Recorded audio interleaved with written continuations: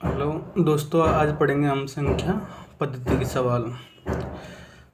प्राकृतिक संख्या संख्या पद्धति में आती हैं। जैसे प्राकृतिक संख्याएं, प्राकृतिक संख्या उन संख्याओं को कहते हैं ऐसी संख्याएं जो गिनती के अनुसार चलें, अर्थात एक से शुरू होने वाली संख्याएं।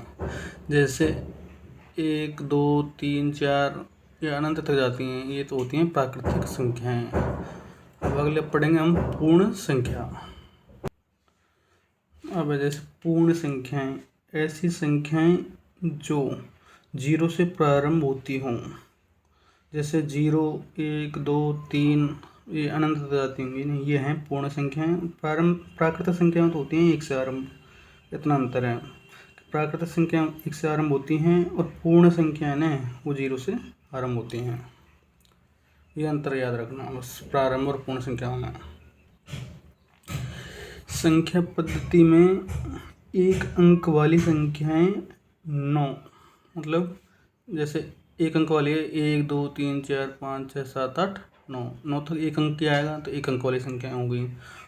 2 अंक वाली संख्याएं 90 होती हैं। जैसे 2 अंक वाली होती हैं 99 तक। अब 99 में से 9 को घटा देंगे तो 9 तक की संख्या 10 है ना, 2 अंक वाली संख्या हो गई। तो टोटल 99 तक तो हो गई 2 अंक वाली, जिनमें से 1 अंक वाली घटा देंगे 9 तो 90 हो जाएंगी। इसी प्रकार 3 अंक वाली संख्या है ना वो होती है 900। 3 अंक वाली संख्या होती हैं, सबसे बड़ी 3 अंक वाली संख्या है जैसे 999। 999 से 2 अंक वाली संख्या कहाँ तक है 99 तक, तो 99 को घटा देंगे तो ये हो जाएगी 900। और 4 अंक वाली संख्या है 9000। इसी प्रकार 5 अंक वाली संख्या है 90,000। इसी प्रकार अगर 6 अंक वाली संख्या पूछे तो 9 लाख हो जाएंगी। तो ऐसे आगे बढ़ते जाएंगे। अब जैसे पूछ लिया आपसे कि 1 से 100 तक शून्यों की कुल संख्या कितनी होती है, तो 1 से 100 तक है ना टोटल 11 शून्य होते हैं। और 0 से 100 तक पूछ लेगा ना तो 0 को और जोड़ देंगे तो 12 हो जाएंगी।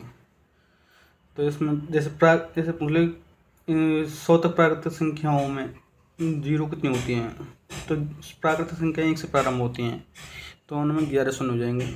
और अगर पूर्ण संख्याएं पूछ लेना 100 तक की पूर्ण संख्याओं में शून्यों की संख्या कितनी है, जब हो जाएंगी 12। तो ये इसलिए पहले लिखा दिया 1 से 100 तक कुल है ना 11 शून्य होते हैं। जैसे पूछ लें आपसे n प्राकृतिक संख्याओं का योग। प्राकृतिक संख्याएं मतलब 1 से शुरू होती हैं, तो 1 से 50 तक संख्याओं का योग पूछ लें, या 1 से 100 तक संख्याओं का पूछ लें, या 1 से 1000 तक पूछ लें, कुछ भी पूछ लें ना, तो इसका वो है फॉर्मूला n इंटू n+1/2। अब इसका उदाहरण बताता हूँ अभी। अब जैसे आपसे पूछ लें कि 1 से 100 तक संख्याओं का योग ज्ञात करें, तो 1 से 100 तक की संख्याओं का योग ज्ञात करना है तो इसका फॉर्मूला है n गुणा में n+1/2। n होती है सबसे बड़ी संख्या जो दी गई है। जैसे इसमें 1 से 100 तक है ना 100 तो 100 है ना 100 संख्या है, तो 100 n का मतलब तो हो गया 100 गुणा में 101, n+1 101 हो गया, बटे में 2 का 100 में भाग देंगे 50, 50 गुणा 101 करेंगे तो 5050 आ जाएगा। ये इसका आंसर होगा। अब इसका अगला उदाहरण है। अब जैसे पूछ लिया कि 61 से 100 तक की संख्याओं का योग। 61 से 100 तक की संख्याओं का योग पूछा है ना, तो इसमें पहले तो लिखना होगा 1 से 60 तक की संख्याओं का योग लिखना होगा। तो इसका फॉर्मूला वही लगेगा n इंटू में n+1/2। तो n तो हो जाएगी संख्या, इसमें 1 से 60 तक लिखेंगे तो n तो हो जाएगी 60, तो 60 और n+1 61 होगा। 60 इंटू 61/2। अब 2 से 60 को काटेंगे 30 बार कट जाएगा, और 30 को 61 से गुणा करना होगा तो 1830 आ जाएगा, 1830। अब पूछा क्या है 61 से 100 तक की संख्याओं का योग पूछा है। तो इसमें 1 से 100 तक की संख्याओं का योग था 5050। तो 61 से 100 तक का पूछा है तो 1 से 60 तक की घटा देंगे तो 61 से 100 तक की रह जाएगी। अब 1 से 100 तक की है 5050 और 1 से 60 तक की संख्याओं का योग है 1830। इसको 5050 में से 1830 घटा देंगे तो ये हो जाएगा 3220। अब ये 3220 है ना, ये आ जाएगा 61 से 100 तक की संख्याओं का योग है।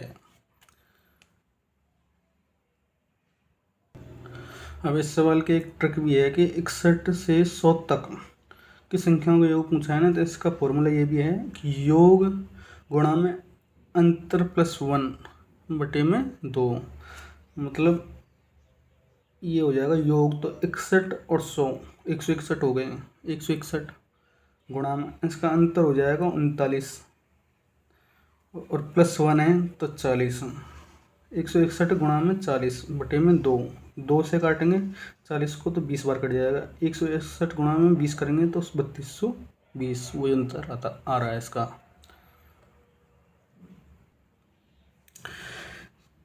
सम संख्याएं, जिन संख्याओं में 2 का पूरा पूरा भाग चला जाए, अर्थात जिनमें इकाई अंक 2 4 6 8 हों, वे है ना सम संख्याएं होती हैं। और जिन संख्याओं के ना अंत में 0 2 4 6 8 हो ना, वो सम संख्याएं होती हैं। विषम संख्याएं, जिन संख्याओं में 2 का ना पूरा पूरा भाग नहीं जाए, विषम संख्याएं कहलाती हैं। अर्थात जिनके अंत में 0 2 4 6 8 न हो। जैसे 13 है, 13 में 2 का पूरा पूरा भाग नहीं जाएगा, पॉइंटों में जाएगा। 15 है, 15 में नहीं जाएगा। तो अर्थात जिनके अंत में 1 3 5 7 9 ये आए ना, तो वो विषम संख्याएं होती हैं। सम संख्याओं का योग ज्ञात करना है ना, तो इसका है x गुणा में x प्लस 1। x है ना केवल सम संख्याएं हैं। जैसे अभी उदाहरण बताते हैं इसका, रुको। अब जैसे ये पूछा है 1 से 50 तक सम संख्याओं का योग। सम संख्याओं को योग ज्ञात करना है, तो पहले क्लिक करेंगे सम संख्याएं कितनी हैं। तो ये 50 है ना, इसमें 2 का भाग दे देंगे। 1 से 50 तक है ना, तो 50 संख्या होगी, तो 50 में 2 का भाग दे देंगे तो सम संख्याएं आ जाएंगी। कितनी संख्याएं हैं, तो 25 होगी सम संख्याएं। तो इनका योग ज्ञात करेंगे, तो इसका फॉर्मूला वही है x गुणा में x प्लस 1। तो 25 संख्याएं, तो 25 गुणा में 25 प्लस 1 26, 25 गुणा 26 करेंगे तो 650 आंसर आ जाएगा।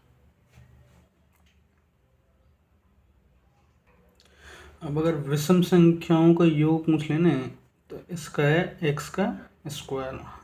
x केवल है ना विषम संख्याएं हैं। और जैसे सम संख्याओं का पूछा था, उसमें था x गुणा में x प्लस 1, तो वो तो सम संख्याओं का योग हो जाएगा। और विषम संख्याओं का ना x का स्क्वायर करना है खाली। और x जैसे 1 से 50 तक सम संख्याएं पूछी है, तो इसमें आ जाएगा x के बराबर में 50 बटे 2 25। जब 25 तो सम संख्या है और 25 विषम है, तो सम संख्याओं को ज्ञात करना है, तो 25 गुणा में 25 प्लस 1 26 बराबर 650 आ जाएगा। और विषम संख्याएं ज्ञात करनी है ना, तो इसका हो जाएगा x का मान तो 25 रहेगा, तो 25 का स्क्वायर हो जाएगा, खाली 625 आ जाएगा इसका आंसर विषम संख्याओं में। यह अंतर है, खाली सम और विषम संख्याओं का ना योग ज्ञात करना होगा। तो सम संख्याओं का तो ये याद रखना कि x गुणा में x प्लस 1, और विषम संख्याओं का ये याद रखना है कि x का स्क्वायर होगा। अब जैसे ये सवाल दे दिए गए हैं कि लगातार 5 सम संख्याओं का योग है 180 है, तो बताओ उनमें सबसे बड़ी सम संख्या कौन सी है। अब इस जैसे ये सवाल करना हो, तो इसका सबसे सीधा नियम तो यही है कि इनका औसत निकाल लूँ। टोटल योग तो इतना 180 है, संख्याएं 5 है, तो औसत निकालेंगे ना। तो जैसे औसत निकालना है, तो इसको करेंगे कुल योग, तो 180 हो गया। और संख्या कितनी है 5, तो 5 से भाग दे देंगे 180 में, तो ये कट जाएगा। 5 3 15 बच गया 3 हो गया 30, 5 6 30, 36 इनका औसत आ गया।